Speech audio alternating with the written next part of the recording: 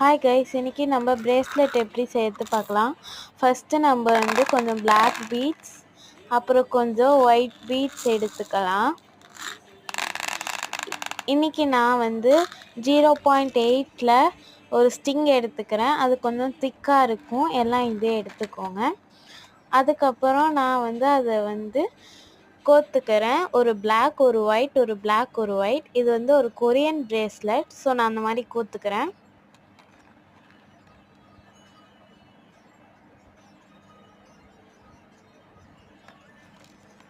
இந்த மாதிரி நிறைய வீடியோஸ் வரதுக்கு லைக் பண்ணி, ஷேர் பண்ணி, சப்ஸ்கிரைப் பண்ணுங்கள்.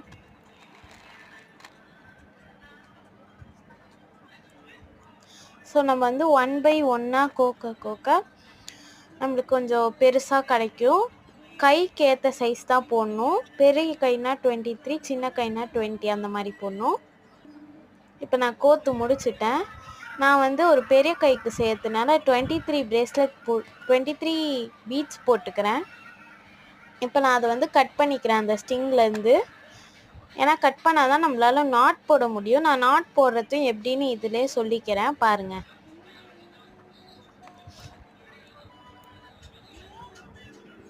ஸோ எப்படி நாட் போடணுன்னா, ஃபஸ்ட்டு ஒரு நார்மலாக நம்ம ஒரு நாட் போடுவோம்ல, ஒரு மாதிரி முடிச்சு அதை போடணும் ஃபஸ்ட்டு. அதுக்கப்புறம் அதே மாதிரி ஒன்று போடணும்.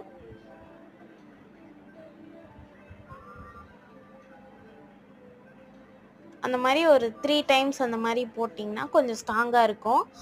அதுக்கப்புறம் நம்மளோட லெஃப்ட் ஹேண்ட் சைடில் இருக்கிறத ஒரு ஸ்டிங்கை ட்விஸ்ட் பண்ணி அதை ரைட் உள்ளே விட்டு திருப்பியும் லெஃப்டை ட்விஸ்ட் பண்ணி அந்த இதுக்குள்ளே விட்டோன்னா நம்மளுக்கு ஒரு ஸ்ட்ராங்கான நாட் கிடைக்கும். இந்த மாதிரி போட்டால் அதுக்கு மேலே நம்ம போடுற நார்மல் நாட்டே திருப்பியும் ஒரு 2-3 தடவை போட்டோன்னா பிரேஸ்லெட் ரெடி ஆகிடும். அதுக்கு மேலே நம்ம சாம்ஸ் தான் போடணும் பாருங்கள்.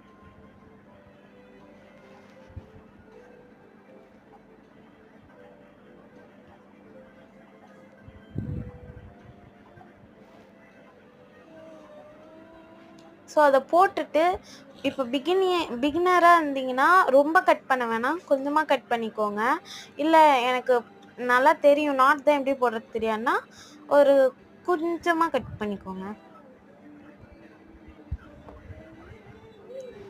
ஸோ நம்ம கட் பண்ணியாச்சு.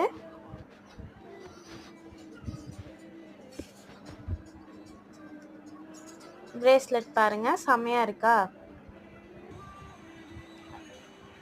இப்போ அங்கே வச்சுக்கலாம் நம்ம.